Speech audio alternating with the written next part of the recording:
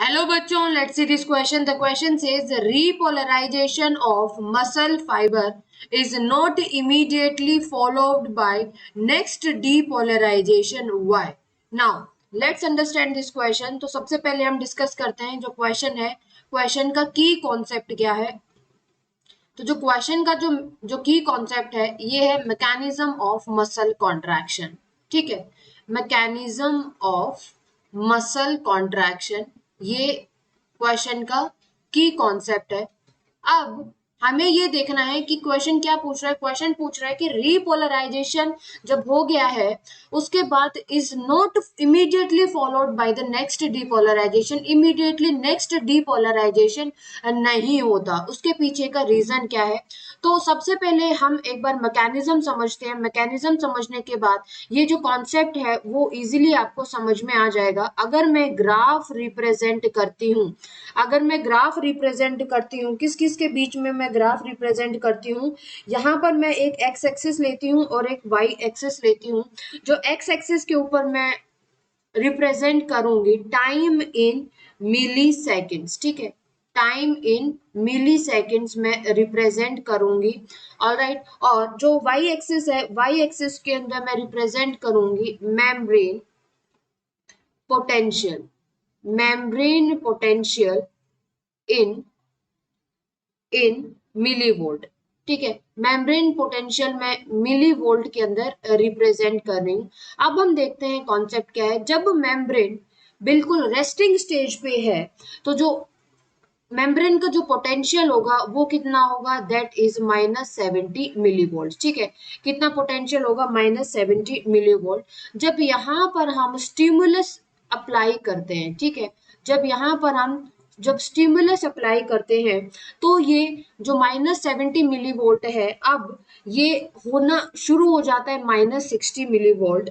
जैसे ही यहाँ पर मैं पूरा रिप्रेजेंट करती हूँ, यहाँ पर मैं रिप्रेजेंट कर देती हूँ 0 और यहाँ पर मैं रिप्रेजेंट कर देती हूँ +30 जो पोटेंशियल। ठीक है, तो जैसे ही -70 मिलीवोल्ट आया और अब जैसे हमने स्टिमुलस प्रोवाइड किया तो जो इनफ्लक्स है वो किसका होगा, इनफ्लक्स हो जाएगा सोडियम आयंस का।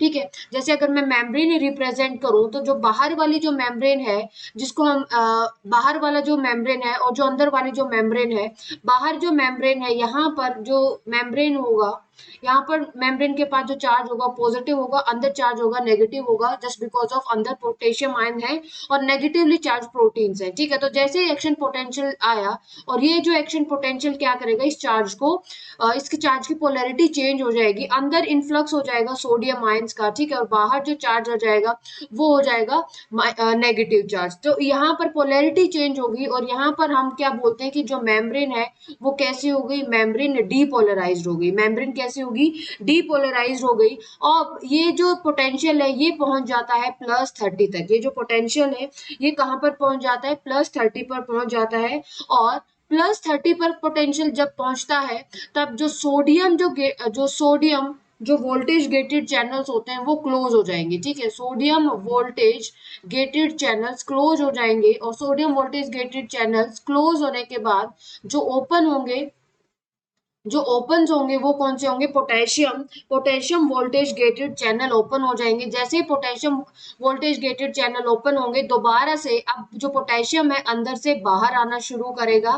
ठीक है, पोटेशियम अंदर से बाहर आना शुरू करेगा और जो अंदर है, अंदर चार्ज क्या हो जाएगा, नेगेटिव हो जाएगा। ठीक है, तो जैसे अंदर पॉजिटिव चार्ज था फिर से तो पोलैरिटी चेंज हो जाती है और ये जो पोटेंशियल है, ये जो पोटेंशियल है पहले -70 मिलीवोल्ट पहुंचता है और यहाँ पर जब -90 मिलीवोल्ट पर, -90 मिलीवोल्ट पर ही जो पोटेशियम जो गेटेड चैनल्स होते हैं वो क्लोज होते हैं। जैसे पोटेशियम गेटेड चैनल्स क्लोज हो जाएंगे तो जो मेम्ब्रेन का जो पोटेंशियल है, जो मेम्ब्रेन का जो चार्ज है दोबारा से क्या हो जाएगा, जो जो बिल्कुल जो सेम है फर्स्ट वाली कंडीशन हमें मिल जाएगी। अब बाहर तो पॉजिटिव चार्ज है लेकिन अंदर नेगेटिव चार्ज आता है।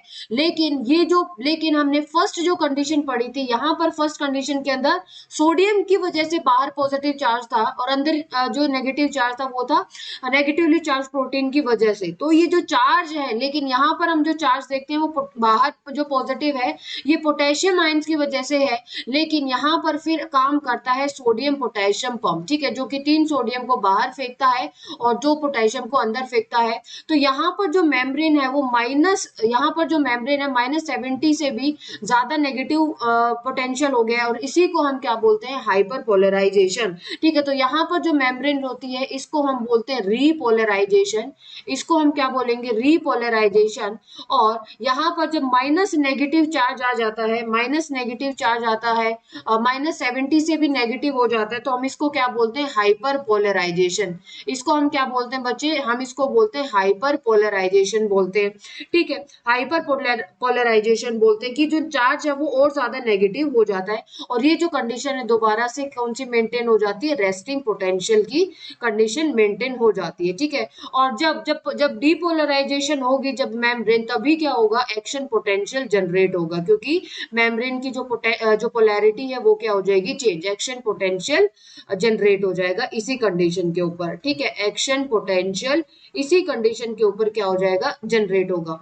तो यहाँ पर हमें एक इंपॉर्टेंट बात ये देखनी है, इंपॉर्टेंट बात हमें क्या देखनी है कि देखो यहाँ पर जब मेम्ब्रेन जैसे ही जो नेगेटिव -70 मिलीवोल्ट है जैसे ही पॉजिटिव होना शुरू होता है, तब यहाँ पर हम चाहे किसी भी कंडीशन के ऊपर, चाहे हम किसी भी कंडीशन के ऊपर यहाँ से लेके हम यहाँ तक कहीं पर भी अगर हम दोबारा से थ्रेशोल्ड अगर स्टिमुलस हम प्रोवाइड करें तो भी एक्शन पोटेंशियल जनरेट नहीं होगा, क्योंकि पहले ये वेव कंप्लीट होगी, और इसीलिए नेक्स्ट जो डीपोलराइजेशन होने में, मतलब नेक्स्ट एक्शन पोटेंशियल होने में टाइम लगता है, और ये जो टाइम होता है इसी को हम क्या बोलते हैं, रिफ्रैक्टरी पीरियड।